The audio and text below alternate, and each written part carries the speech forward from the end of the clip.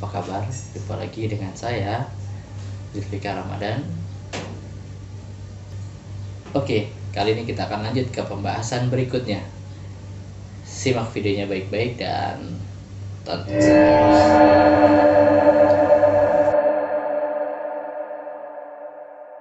Baiklah, kita sebelumnya telah membahas mengenai menganalisis transaksi yang digunakan untuk dasar membuat jurnal.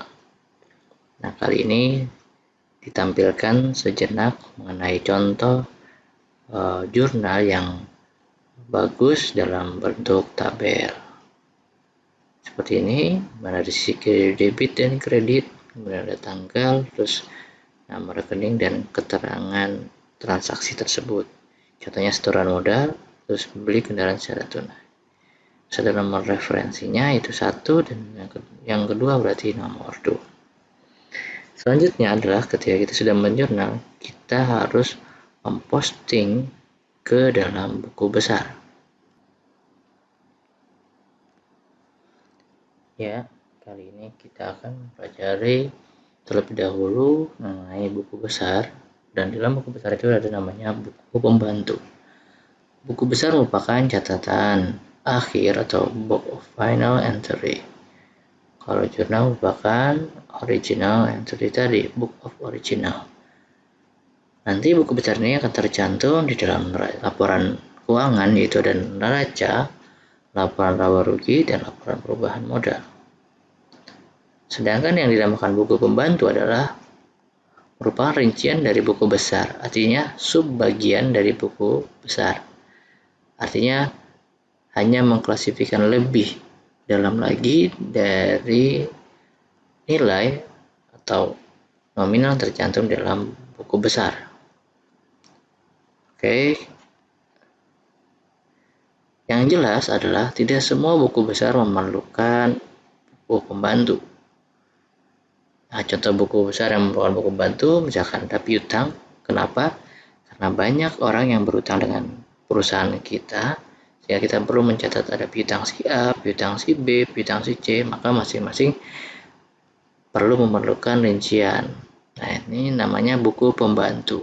Nanti ada buku piutang, buku besar piutang si A, buku besar piutang si B, dan berikutnya. Terus ada persediaan, karena ada banyak dalam artian produknya, yang jenisnya, terus ada mesin dan alat, mesinnya banyak, alatnya banyak.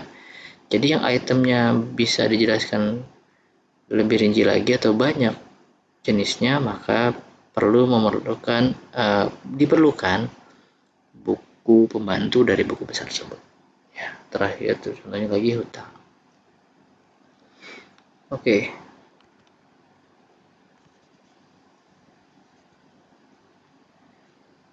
Nah, ini contohnya. Nah, misalkan piutangnya ternyata buku besarnya adalah dalam buku besar, setelah kita dalam buku besar 100.000, maka nanti akan tertera dalam neraca saldo 100.000. Nah, piutang ini memiliki rincian tadi, piutang si Andi 25, piutang Budi 75. Nah, kedua ini namanya buku pembantu. Total dari 25 dan 75 adalah 100. Jadi hanya merincikan lebih lagi dari yang buku besar pusatnya. Oke. Nah, ini contoh bentuk buku besar yang berbentuk kontrol horizontal. Ini contohnya dalam akun atau rekening kas. Ya, setoran modal, ada beli kendaraan. Jadi ada perubahan kas tanggal 1 Juni dan ada perubahan kas tanggal 2 Juni. Ini contohnya. Berikutnya ini kalau bentuk T. Nah, yang paling mudah dikerjakan kalau dalam belajar kali ini adalah kita dalam bentuk T.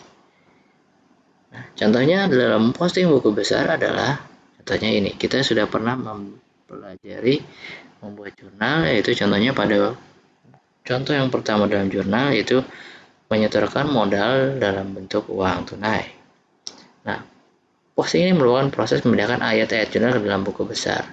Jadi ayat jurnal itu misalnya yang debitnya kas, kreditnya modal. Kas harus ditempatkan ke debit, modal harus ditempatkan ke kredit. Nah, buku besar masing-masing memiliki saldo normalnya. Nah, misalkan kita buat buku besar kas, kas ada perubahan yaitu di debit 8 juta, maka kita taruhlah di sini ya kasnya debit, sebelah debit, jangan di sebelah sini, di sebelah kredit, jangan, karena dia posisinya debit. Modal posisinya kredit, maka ketika kita menuju buku besar modal, maka modal Rina Yunita ini masuk ke dalam kredit. Nah, bagaimana dengan contoh yang lainnya? Nah, kita lihat sama-sama dengan selanjutnya dengan jurnal yang pernah dibahas sebelumnya. Nah, ini tadi kita buat contohnya adalah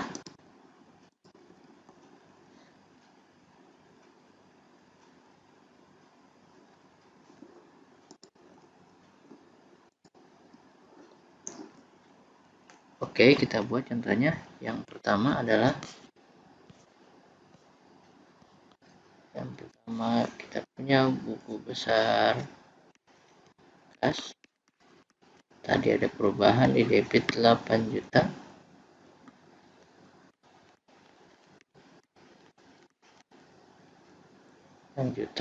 Pada tanggal 1 Juli.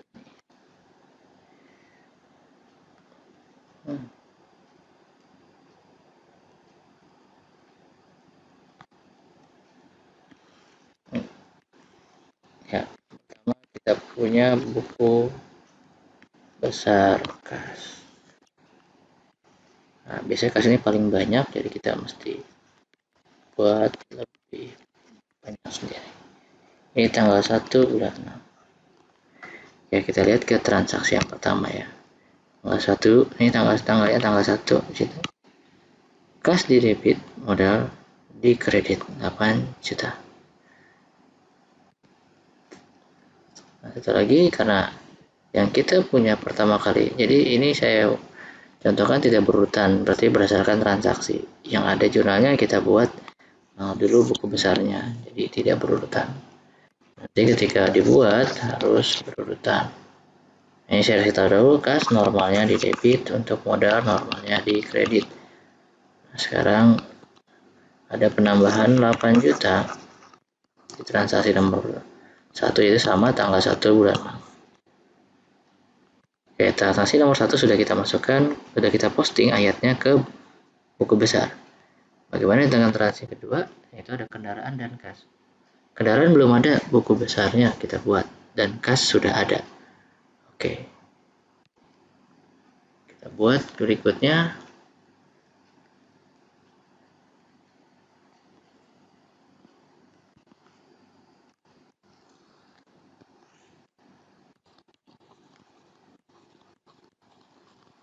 Nah, kendaraan ini normalnya di debit karena bagian dari harta. Kendaraan ada di debit tadi, perubahannya kendaraan di debit 7 juta 500 tanggal 2 bulan 6. Nah, sedangkan kas mengalami perubahan di sebelah kredit 7 juta 500 pada tanggal 2 bulan 6. Boleh kita memsaldokan, boleh juga tidak di bagian kas karena ada perubahan. Tapi untuk kali ini kita akan mensaldokan atau akan mencari selisihnya belakangan. Oke, selanjutnya kita ke transaksi yang ketiga. Debit sewa dibayar di muka, kredit kas. Jadi posting adalah menempatkan sesuatu pada tempatnya. Sewa dibayar di muka tempatnya di debit, maka taruh di buku besar sewa dibayar di muka bagian debit. Untuk kas, posisinya kas di kredit, maka taruh di buku besar kas dan posisikan di sebelah kredit dengan angka yang tertera. Kita buat lagi di sini, misalkan bawah saja sewa dibayar di muka. Bagian dari harta maka normal di debit. Sewa mengalami perubahannya 225. Di debit tanggal 3 bulan 6 220. Sedangkan kas mengalami perubahan di kredit 225 tanggal 3 bulan 6. Jadi kas masih ada, sudah ada, buku besarnya jangan kita buat lagi. kita tinggal pindahkan. Tadi kas di sebelah kredit, maka taruhlah di sebelah kredit. Oke, lanjut untuk transaksi yang berikutnya. Transaksi nomor 4, kita posting piutang 2 juta di debit, pendapatan jasa 2 juta di kredit. Oke, piutang belum ada, di debit kita buat piutang. Nah, dia normalnya di debit, bagian dari harta 2 juta. Di tanggal 4 bulan. Terus satu lagi pendapatan jasa tidak ada, maka kita buat lagi pendapatan.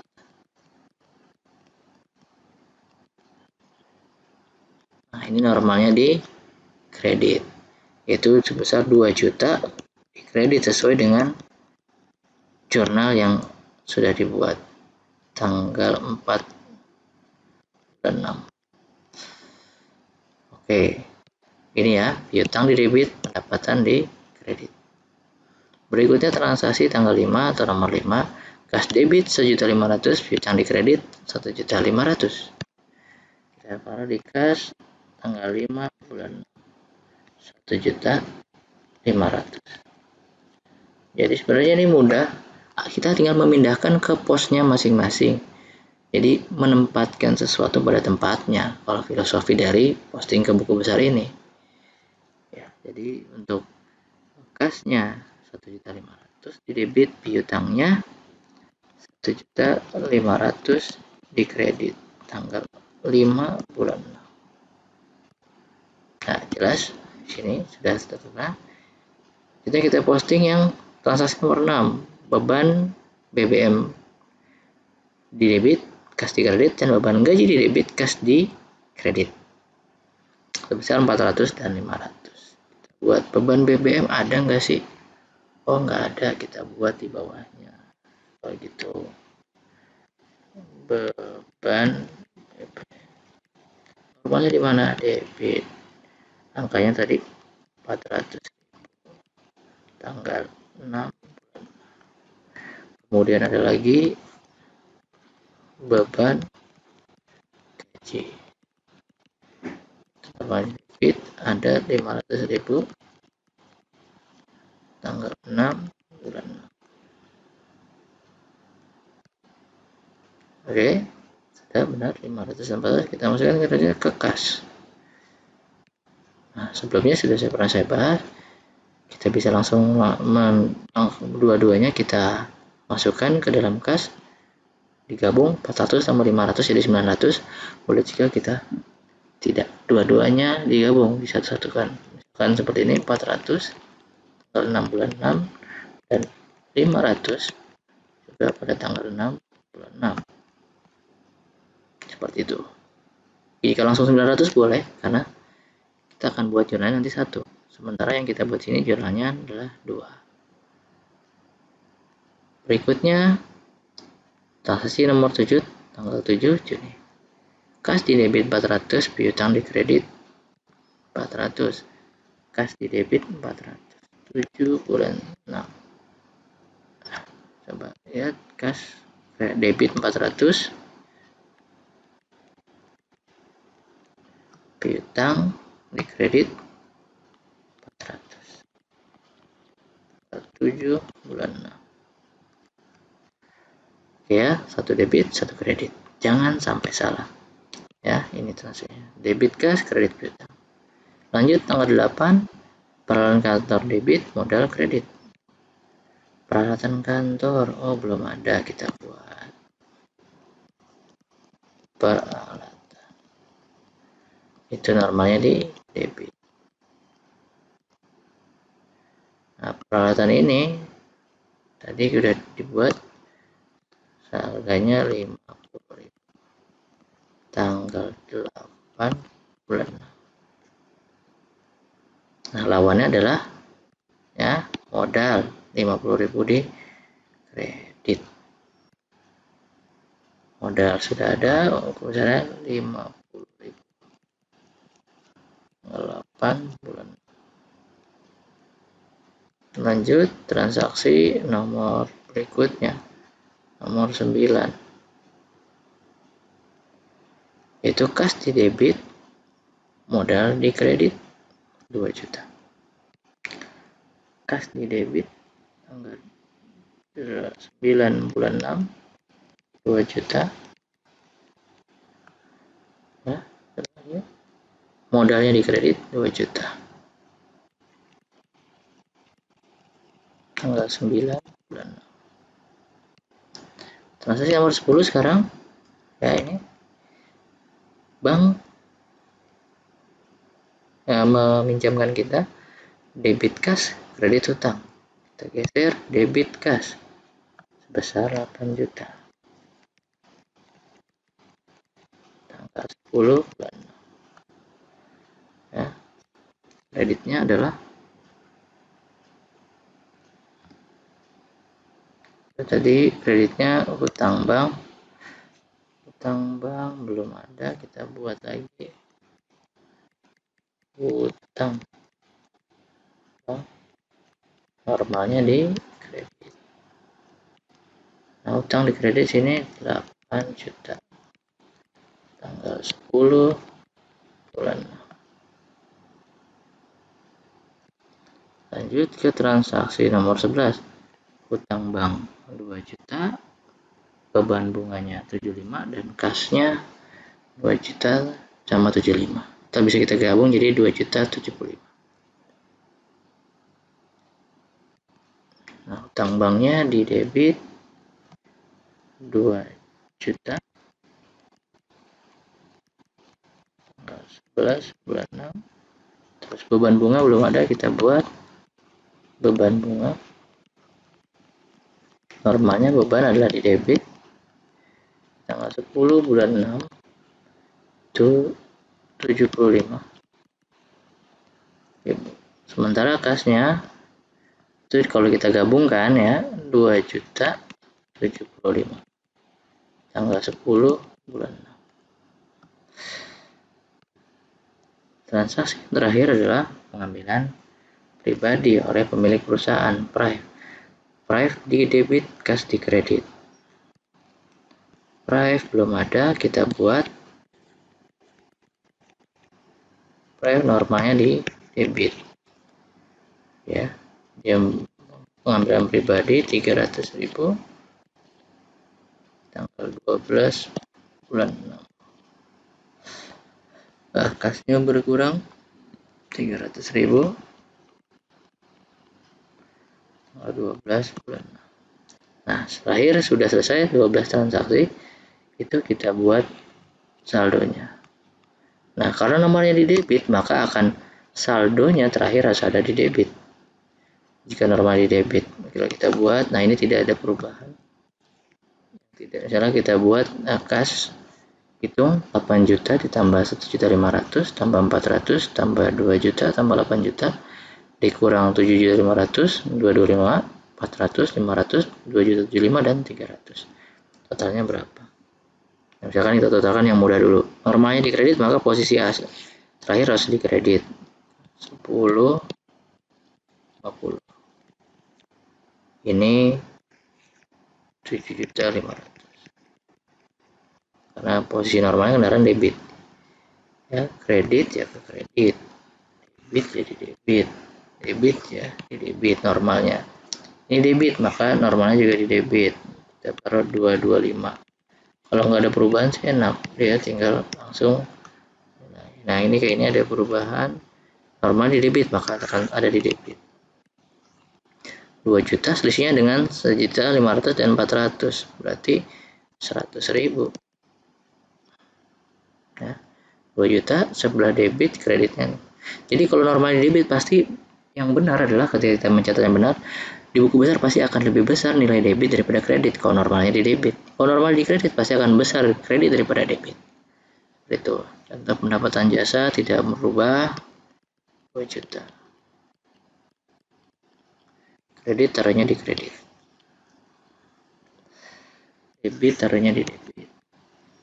400. Terus debit lagi, taruh debit 500.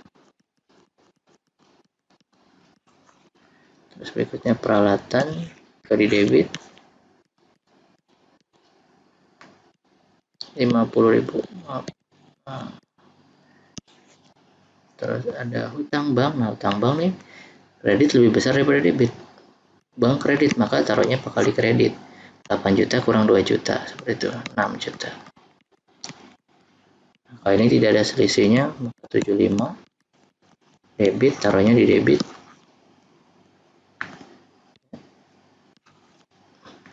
Price juga tidak ada perubahan. Nah, debit normalnya, maka taruhnya di debit.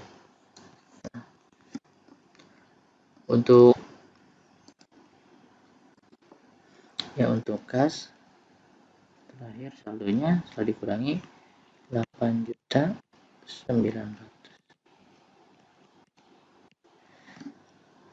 Setelah kita selesai memposting, maka yang saya bulatkan ini ya, ini semuanya kita jadikan satu dalam yang namanya neraca saldo.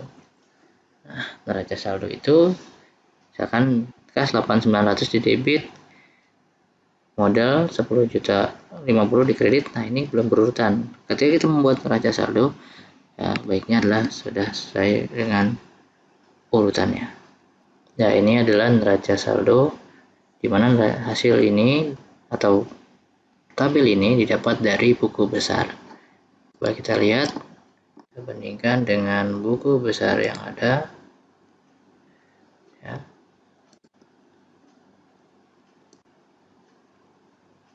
Coba kita lihat sini. Oke. Untuk kas 8.900.000, piutang 100, sewa dibayar di muka adalah 225, peralatan kantor 50, kendaraan 7.500.000, ini kendaraan. Terus hutang bank 6 juta, hutang bank 6 juta. Terus ada modal Rina Yunita, modal itu 10.050.000. Oke. Jadi yang taruh di debit taruh debit, yang kredit taruh di kredit, sesuai dengan yang ada di buku besar saja. Angkanya sekian tapi posisinya debit atau kredit. Nah, di neraca saldo ini hanya meringkas yang saldo-saldo akhirnya yang ada di buku besar aja gitu. Tadi sampai modal, sekarang price-nya itu 300. Terus ada pendapatan jasa 2 juta di kredit. Terus beban BBM, beban gaji, beban BBM 400, beban gaji 500, beban bunga itu di sini ada 7.075.000 ya. Nah, ini menjadi landasan, itu namanya buku besar, saldo akhirnya untuk dibuat namanya neraca saldo. Ini neraca saldo dari buku besar. Oke, sampai di sini penjelasan mengenai neraca saldo. Ya, jadi tadi udah jurnal, terus sudah diposting sampai dibuat neraca saldo. Nah, semoga dapat dipahami dengan baik. Untuk selanjutnya dicoba dengan kasus yang berbeda. Bagaimana penjelasan dari saya? Mudah-mudahan cukup jelas dipahami teman-teman, sehingga teman-teman memiliki pemahaman yang lebih setelah melihat video kali ini. Terima kasih. Assalamualaikum warahmatullahi wabarakatuh.